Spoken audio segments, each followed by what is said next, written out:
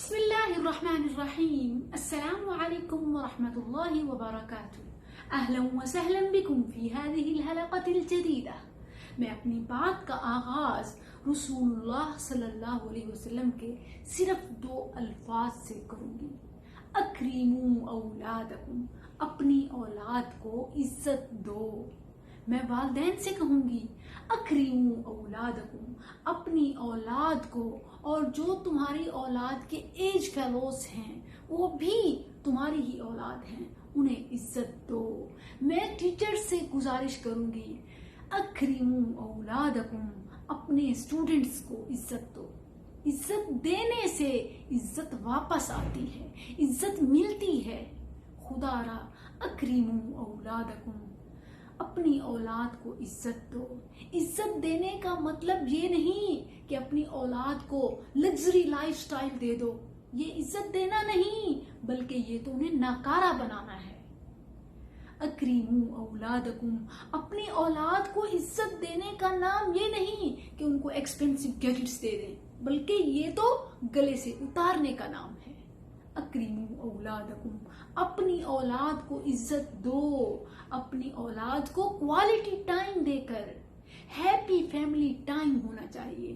میرے نبی صلی اللہ علیہ وسلم حسن و حسین کے لیے جھک جایا کرتے تھے، ان کو اپنی کمر پر بٹھا لیتے، کبھی ادھر گھومتے کبھی ادھر گھومتے، اور پھر پتہ ہے آخر میں کیا پوچھتے؟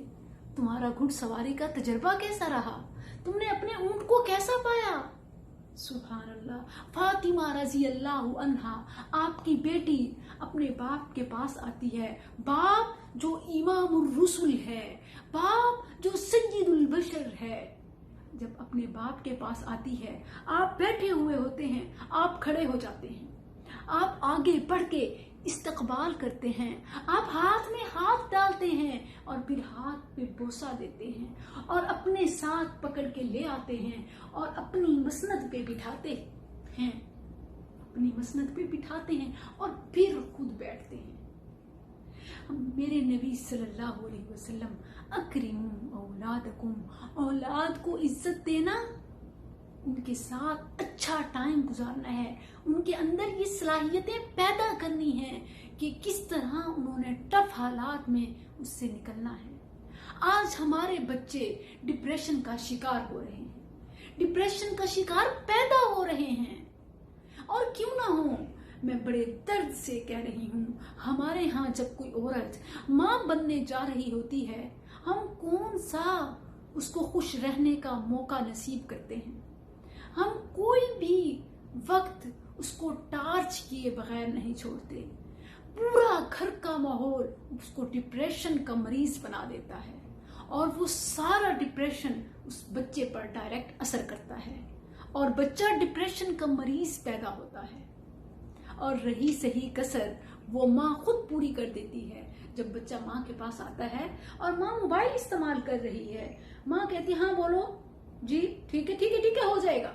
بچہ باپ کے پاس آتا ہے، باپ لیپ ٹاپ میں لگا ہوا ہے، بچہ بولتا جاتا ہے اور باپ کرتا جاتا ہے. خدا را اپنے بچوں کے ساتھ فیملی ہیپی ٹائم گزاریں، مقرر کریں، جس میں تمام وائی فائی آف ہونا چاہیے، تمام گیجٹ سائٹ پہ ہونے چاہیے، موبائل سائٹ پہ ہونا چاہیے، صرف آپ کے بچے اور خوشیاں ہوں.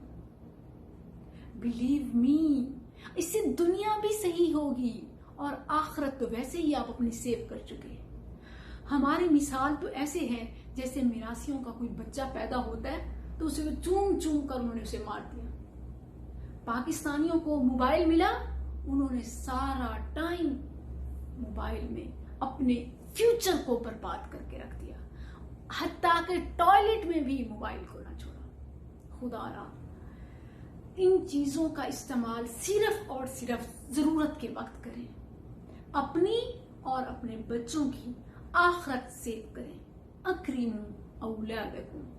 السلام علیکم ورحمۃ اللہ.